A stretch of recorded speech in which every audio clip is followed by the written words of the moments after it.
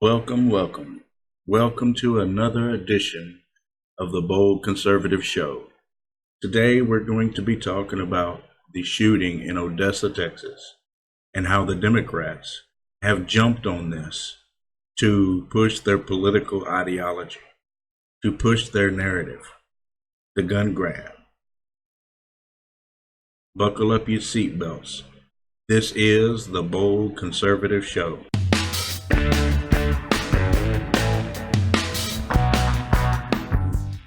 Well, Brian, when you look at studies of targeted violence, which is contrast with random violence, let's say, random violence would be someone who just happens to be at the wrong place at the wrong time and is mugged by someone. Targeted violence is somewhat thought out in advance. Now, we don't know the level of any kind of pre-planning this guy had about this attack. Apparently, it was a traffic stop, so we don't know if that's what set him off. But clearly, there was some kind of intent going into this because of he just shot randomly after he's pulled over.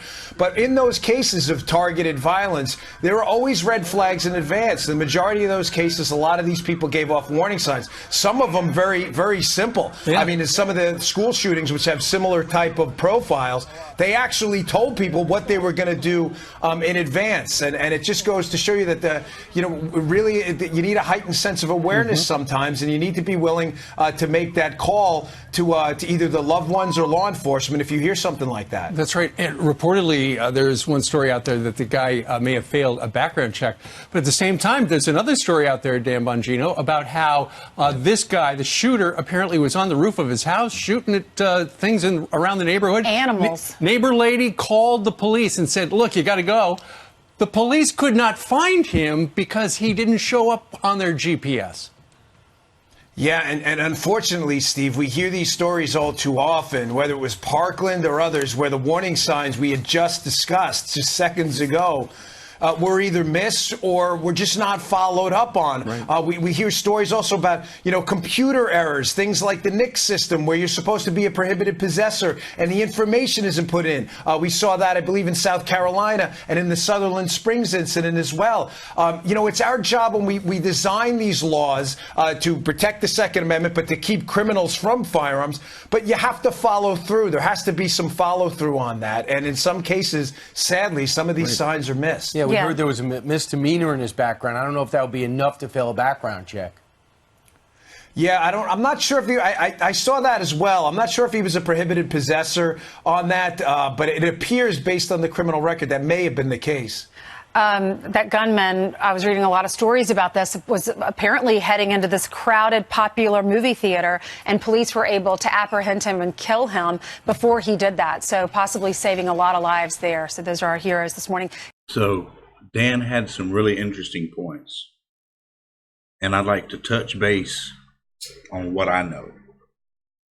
This is what I know so far from the shooting. The police have identified the shooter, so we know who the shooter is now, regardless of what the left tells you on Twitter. Odessa, Texas authorities said Sunday they still could not explain why a man with an AR-15 style weapon opened fire during a routine traffic stop in West Texas to begin a terrifying 10-mile rampage that killed 7 people and injured 22 others, and ended with officers gunning him down outside a movie theater. So authorities identified the shooter as Seth A. Ator, 36, of Odessa, Texas.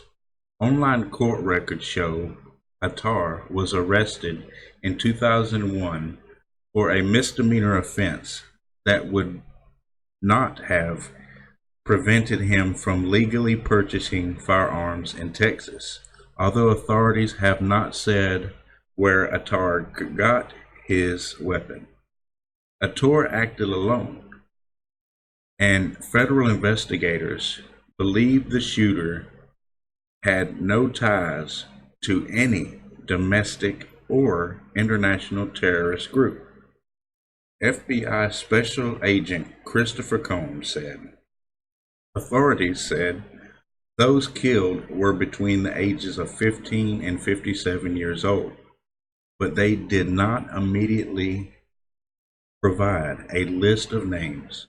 The injured included 3 law enforcement officers, as well as a 17-month-old girl who sustained injuries to her face and chest. So, as you know already, there were warning signs.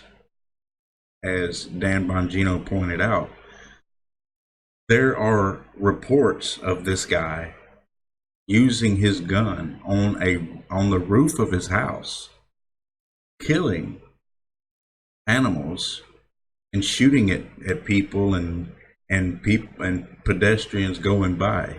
So this is a warning sign. So the red flag laws that they're trying to pass now are meant for that specific thing.